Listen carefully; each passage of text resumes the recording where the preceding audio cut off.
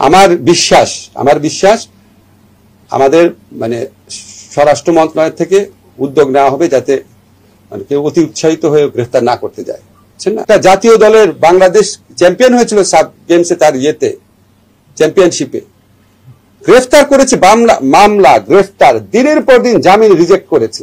সাকিবের বিরুদ্ধে শুধু মামলা হয়েছে, সাকিব আল হাসানের বিরুদ্ধে একটা মামলা হয়েছে। এটা নিয়ে স্যার ক্রিকেটের যিনি স্টার যেহেতু দেশ বিদেশে আলোচনা হচ্ছে, এটা আপনাদের নজরে এসেছে? এটাও তো আওয়ামী লীগই শুরু করেছিল, ঠিক না? আপনার আমিনুল যে ফুটবলার, সাকিব তো আর বাংলাদেশ রাষ্ট্রের জন্য কিছু বয়ে আনে নাই, সাকিব নিজে অনেক কিছু অর্জন করেছে।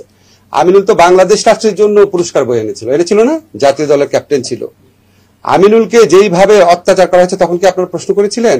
আমিনুলকে তো জেলে ভরা হয়েছে, সাকিবের বিরুদ্ধে মামলা হয়েছে।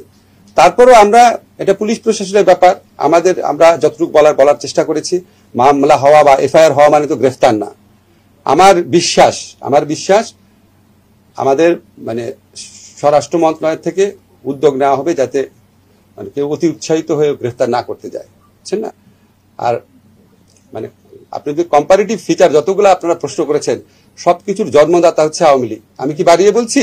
সবকিছু কোন এক্সাম্পল চান?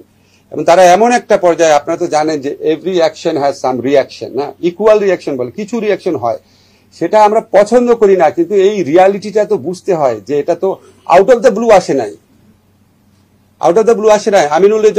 আমিনুলকে গ্রেফতার করা হয়েছে, দিনের পর দিন জামিন দিচ্ছিল না। আমি নিজে শুধু প্রথম আলোতে কলাম লিখেছি, আমি আপনাদের কাউকে লিখতে দেখি নাই। আপনাদের পত্রিকায় একটা জাতীয় দলের বাংলাদেশ চ্যাম্পিয়ন হয়েছিল সাব গেমসে, তার চ্যাম্পিয়নশিপে গ্রেফতার করেছে, মামলা গ্রেফতার, দিনের পর দিন জামিন রিজেক্ট করেছে।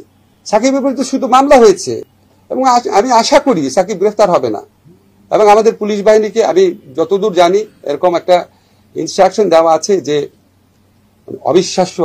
অ্যাপারেন্টলি খুব অবিশ্বাস্য কিছু হলে যতটা পারা যায় আইনগত সীমার মধ্যে থেকে রেস্ট্রেইন দেখানোর জন্য, আর কি রেস্ট্রেইন বজায় রাখার জন্য। ব্যক্তিগতভাবে কেউ যদি মামলা করে, ধরেন আপনার সন্তান মারা গেছে, ধরেন পুলিশের গুলিতে, আপনার সন্তান যদি পুলিশের গুলিতে মারা যায় আন্দোলন করতে গিয়ে, অনেকের সন্তান তো মারা গেছে, 1000 জন মানুষ মারা গেছে, তার মধ্যে অর্ধেকেরই তো আপনার পিতা আছে, মানে ওই বয়সী মারা গেছে, শিশু মারা গেছে।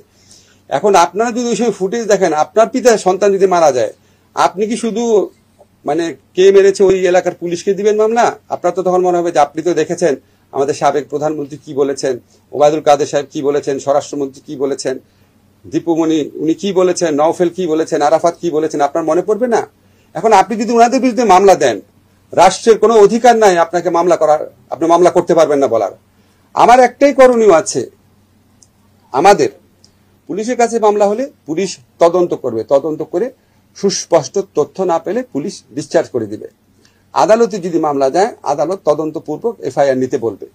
আমরা আমাদের যেটুকু করার, যে তদন্ত কাজে বা বিচার কাজে, সেখানে আমরা ডিউ প্রসেস বজায় রাখার আপ্রাণ চেষ্টা করব। এটা আপনাদের প্রতি আমার কমিটমেন্ট, ডিউ প্রসেস বজায় রাখার চেষ্টা করব। এখন আমরা তো আর আদালতে হস্তক্ষেপ করতে পারি না, আমরা আদালতকে ফেসিলিটেট করব যাতে আদালত ডিউ প্রসেস বজায় রাখতে পারে। আমি এমনও শুনেছি কিছু জায়গাতে আদালতের উপরও আপনার চাপ আছে। এখন আপনি মানে স্থানীয় পর্যায়ে একজন খুব কুখ্যাত সন্ত্রাসী, যার অত্যাচারে 15 বছর মানুষ অতিষ্ঠ ছিল, তারা চায় যে এক্ষুনি তার বিরুদ্ধে মামলা নেওয়া হোক। আদালত তার সাধ্যমতো চেষ্টা করে এই সমস্ত চাপ এড়ানোর জন্য। আমরা কেউই আপনার মনে করেন না যে আমরা চেষ্টা করছি না, আমরা চেষ্টা করছি, আরো চেষ্টা করব।